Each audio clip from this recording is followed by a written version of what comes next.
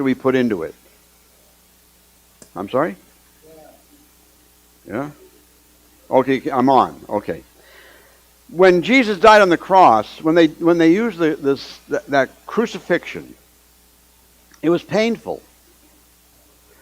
We often see Jesus there with a little thing around his waist.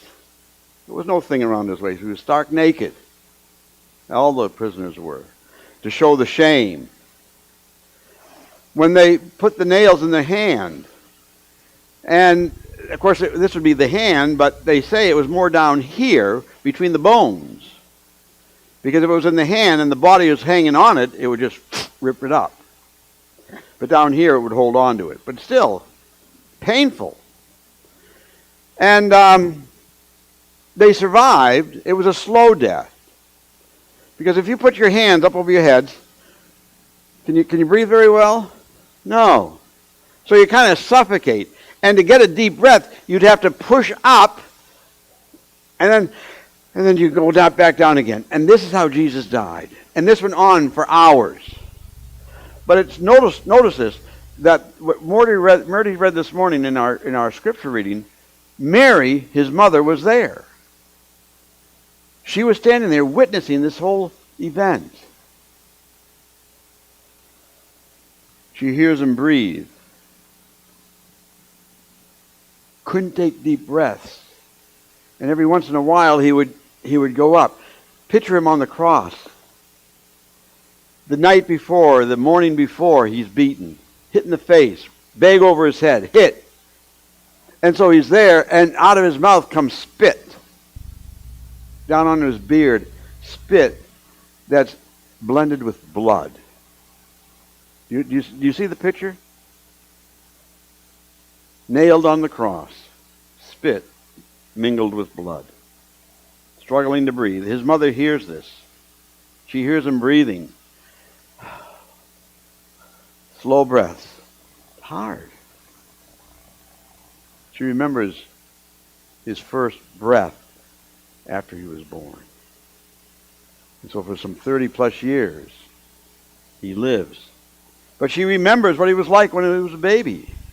Maybe in a cradle next to where she was lying down, she would listen to him breathe, thinking he's okay.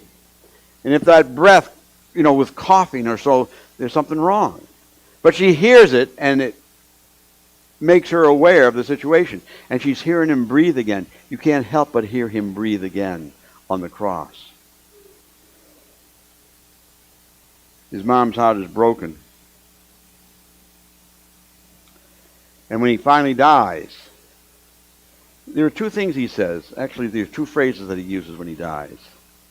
One is, Jesus says, "Into your hands I commit my spirits." Right? And then he says, after that he says, "It is finished." Now, as soon as he said, "It is finished," and the disciples that are standing there, John certainly was there, Peter was probably nearby, what do you think happens to their expectation of the coming kingdom?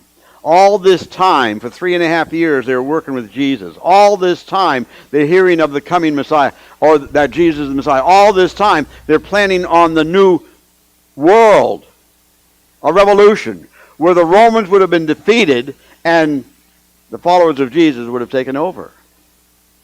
With the words, "It is finished," all of that dashes to pieces. I heard a story once. I don't think it was a true story. I heard a story once of a fellow by the name of Dave. He had a friend, Frank. And his friend, Frank, was in the hospital.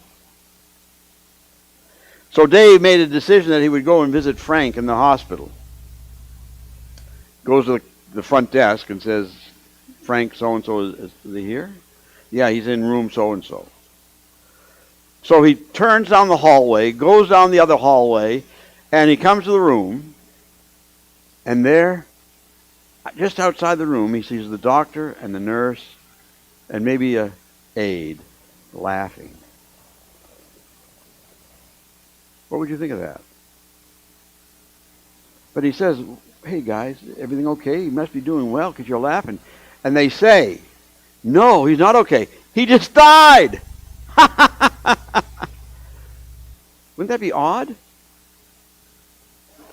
So when Jesus died on the cross, on earth there was sadness. His mother, Peter, John, some of the other disciples, the other women that were there, Mary Magdalene.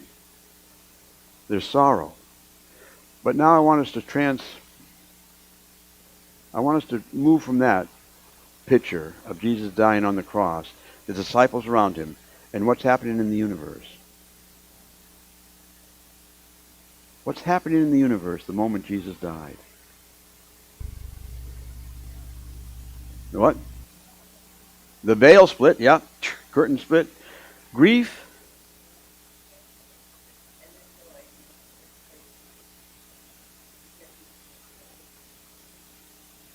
See, there was grief when he was dying. But at his death, I believe, not just the heavenly angels, which are trillions and trillions of them, but all the galaxies rejoiced because he died. And they knew that he would come up again in just a few hours, right? Less than 24 hours. Well, not 24 hours. Let's see, it'd be less than 48 hours. He would come up again. And they rejoiced because salvation was given to mankind. That they had salvation. You get the point? What we do today in our communion service, we wash each other's feet. A lot of churches don't do that anymore. Do you know what the last book of the Bible written probably was? The Gospel of John, not Revelation. The Gospel of John. And the Gospel of John is the only gospel that records the foot washing service that Jesus established.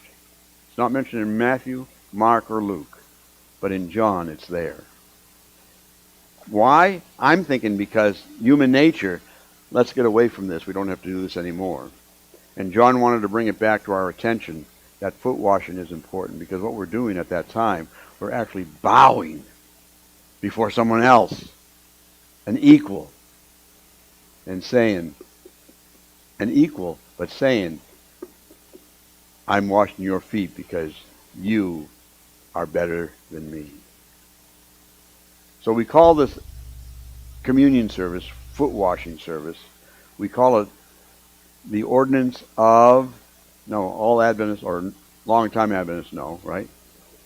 The ordinance of humility. We're there in a humble fashion, and then we wash each other's feet. Now, you don't have to participate in this if you don't want to. You're welcome to stay here. Maybe we can play some music for anybody that wants to stay here. But the women will go where? Do they stay here, or do they go into that room? They go in this first room right across the way here. And the men will go down to the Sabbath school classroom. And we'll separate at this time for a communion service, and we'll come back and partake of the Lord's Supper.